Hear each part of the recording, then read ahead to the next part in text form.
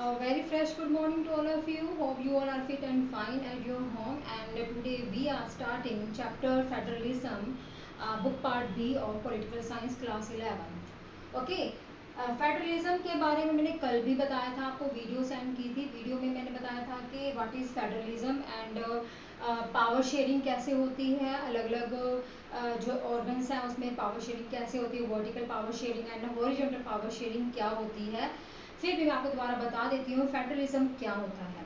Federalism is that system of government in which power divided into different unit, 2 और 3 unit, different unit या और 3 और 2 unit बेटा. Okay, यानी कि सेंट्रल एंड लोकल गवर्नमेंट में, central state and local government में बेटा, तो पावर डिवाइड की जाती है फेडरलिज्म सिस्टम में बेटा. ओके, देन उसमें मैंने आपको कल ये बताया था कि जो पावर डिवाइड की गई है central state and local government में पावर डिवाइड की गई है, और अलग अलग सब्जेक्ट्स के ऊपर ये जो गवर्नमेंट है, यूनियन जो यूनियन लिस्ट में कितने सब्जेक्ट आते हैं एंड स्टेट लिस्ट में कितने सब्जेक्ट आते हैं और कंकरेंट लिस्ट में कितने सब्जेक्ट आते हैं, तो तीनों सब्जेक्ट्स के ऊपर कौन सी गवर्नमेंट काम करती है और कौन कौन से सब्जेक्ट के ऊपर काम करती है बेटा. जो भी सब्जेक्ट रह जाते हैं उनके ऊपर state government and central government both work together. And मैंने आफ्टर दैट मैं आपको ये बताऊंगी कि द एमरजेंसी पावर कौन सी होती है बेटा. एमरजेंसी पावर वो होती है संकटकालीन शक्तियां जिसको बोला जाता है. 1975 की अगर बात करें तो इंदिरा गांधी की गवर्नमेंट जब थी उस समय एमरजेंसी लागू हुई थी.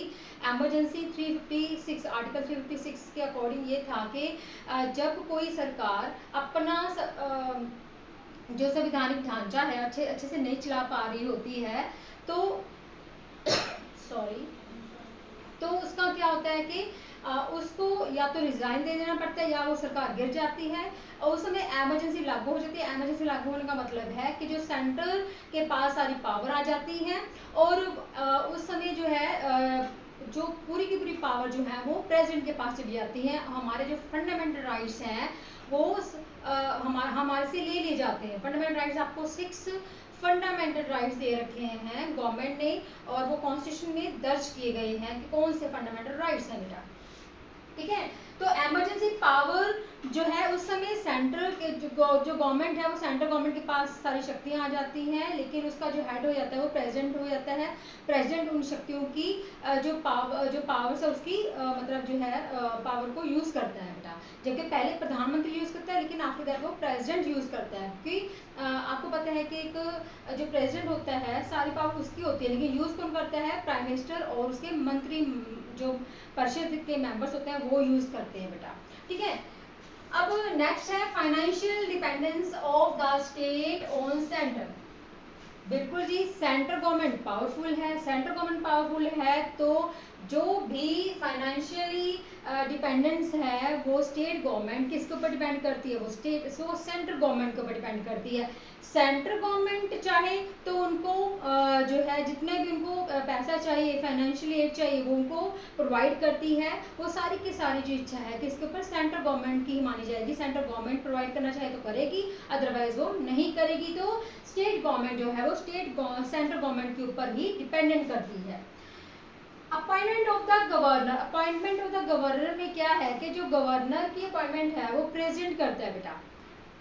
गवर्नमेंट की जो अपॉइंटमेंट है वो कौन करता है, प्रेसिडेंट करता है. और इसमें जो है स्टेट असेंबली के मेंबर और लेजिस्लेटिव के जो मेंबर होते हैं और उनका जो है शेयर होता है उनमें, मतलब वो इकट्ठे होके गवर्नर की जो है अपॉइंटमेंट करते हैं बेटा. ठीक है, और गवर्नर की अपॉइंटमेंट क्या, गवर्नर क्या है कि भारत का नागरिक होना चाहिए, किसी भी मुकदमे में उसका कोई हस्तक्षेप नहीं होना चाहिए या पागल दिवालिया नहीं होना चाहिए. ऐसी जो बातें जो थी, जो क्वालिफिकेशन जो चाहिए होती है गवर्नर की, तो वो सारी कुछ सेम एज इट है कि वो भारत का नागरिक होना चाहिए, सिटीजन ऑफ इंडिया होना चाहिए और वो किसी भी जो है लाभदायक पद पे नहीं लगा होना चाहिए. ठीक है, वो पागल या दिवालिया नहीं होना चाहिए, इसके ऊपर कोई मतलब वो बैंकरप्ट नहीं होना चाहिए, कोई क्रिमिनल नहीं होना चाहिए. लेकिन ऐसे ही आजकल नेता बनते हैं. ठीक है, functions of which make a federalism successful. Federal government को कौन सक्सेसफुल करता है, कौन से जो फैक्टर्स हैं उसको सक्सेसफुल करते हैं कि ये फेडरलिज्म गवर्नमेंट है, इसको सक्सेसफुल करना है, तो कौन से फैक्टर सक्सेसफुल करते हैं। पहला है इंडिपेंडेंट जुडिशरी। देखो बेटा फेडरल गवर्नमेंट है, देन उसमें जो जुडिशरी होती है वो इंडिपेंडेंट होती है, उसके ऊपर किसी का भी दबाव नहीं होता है, वो किसी के कहने पर काम नहीं करती है, वो इंडिपेंडेंट होती है, अपने जो जजमेंट है, जो भी निर्णय है वो इंडिपेंडेंट दे सकती है। ये ओनली अगर बात करें तो ये फेडरल गवर्नमेंट की जो है सक्सेसफुल होने का कारण है। सेकेंड है cooperation and mutual trust. State government, central government, local government एक दूसरे के ऊपर ट्रस्ट करते हैं, एक दूसरे को म्यूचुअल अंडरस्टैंड करते हैं, आप एक दूसरे की नीड्स को पूरा करते हैं। स्टेट गवर्नमेंट स्टेट्स की जो भी नीड्स हैं उनको पूरा करती है। तो ये आपस में जो ये जो ऑर्गन्स हैं, ये जो आपस में म्यूचुअल इनका ट्रस्ट होता है, आप एक दूसरे के ऊपर तब जाके ये अपनी कॉपरेशन की वजह से ये आगे बढ़ते हैं। अगर इनमें कॉपरेशन नहीं होगी, लड़ाई झगड़ा होगा, डिस्पैरिटीज होंगी, तो ये काम अच्छे से नहीं कर पाएंगे।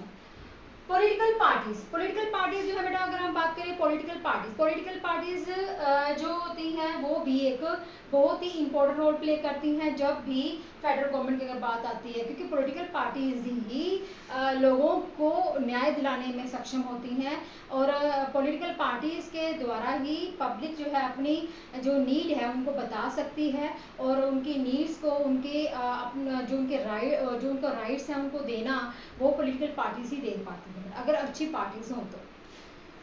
क्लियर डिस्ट्रीब्यूशन ऑफ पावर की डिस्ट्रीब्यूशन भी क्लियर कर दी गई है कि स्टेट गवर्नमेंट ये काम करेगी, लोकल गवर्नमेंट ये काम करेगी, एंड जो सेंट्रल गवर्नमेंट है वो ये काम करेगी। ठीक है, कोई भी किसी के काम में इंटरफेयर नहीं कर सकता, लेकिन कोई मुद्दा ऐसा होता है कि जो स्टेट गवर्नमेंट का भी होता है और सेंट्रल गवर्नमेंट का होता है, लाइक वोटर से रिलेटेड जो है, या फिर कोविड-19 ये बीमारी चल पड़ी है, जो वायरस फैला हुआ है, तो ये सेंट्रल गवर्नमेंट अकेले काम नहीं कर सकती, स्टेट गवर्नमेंट, लोकल गवर्नमेंट सारे के सारे जो है म्यूचुअल अंडरस्टैंडिंग से एक दूसरे के ऊपर ट्रस्ट करके, एक दूसरे के साथ कोऑपरेशन करके ही इसको जो है सक्सेसफुली हैंडल कर सकती हैं।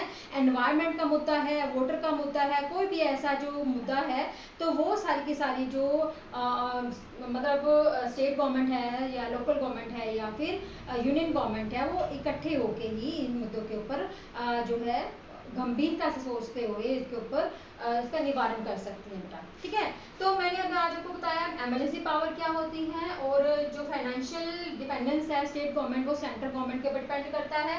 अपॉइंटमेंट ऑफ गवर्नर जो है वो प्रेजेंट करता है, एंड जो फैक्टर्स हैं कि फेडरलिज्म को कैसे सक्सेसफुल किया जा सकता है, मैंने आपको बताया कि एक रिटन कॉन्स्टिट्यूशन है हमारा, जो है रिटन कॉन्स्टिट्यूशन है, बाकी दूसरे देशों का रिटन कॉन्स्टिट्यूशन नहीं है, ओरली कॉन्स्टिट्यूशन है, उसमें चेंजिंग की जा सकती है। हमारा जो ज़्यादातर जो भाग है वो बहुत ज़्यादा रिजिड है, कठोर है, उसमें हम चेंजिंग नहीं कर सकते, हम अपने संविधान में चेंजिंग नहीं कर सकते, लेकिन कुछ एक हिस्सा जो है फ्लेक्सिबल है, उसमें हम चेंजिंग कर सकते हैं बेटा। वो भी ऐसे नहीं कि पार्लियामेंट अकेले ही उसमें चेंजिंग कर देता है, उसमें बाकायदा लोकसभा के मेंबर्स, राज्यसभा के मेंबर्स का जो है 2/3 मेजोरिटी जो है वहाँ पर होनी जरूरी होती है बेटा। ठीक है, तो क्या है, रिटन कॉन्स्टिट्यूशन है, जबकि दूसरी कंट्रीज का रिटन कॉन्स्टिट्यूशन नहीं है। हमारा बहुत विशाल एक पूरा ग्रंथ बना हुआ है कॉन्स्टिट्यूशन के ऊपर, उसको बनाने में 2 years 11 month एंड 18 days लगे थे, बहुत ज़्यादा टाइम एक्सपेंड हुआ था बेटा। ठीक है, ओके बच्चे, तो ये जो है आपका बेटा फेडरलिज्म के बारे में है, ये पार्ट 2 है। थर्ड वीडियो जो है मैं आपको दोबारा जो है बना के सेंड करूंगी। Till then bye and have a nice day.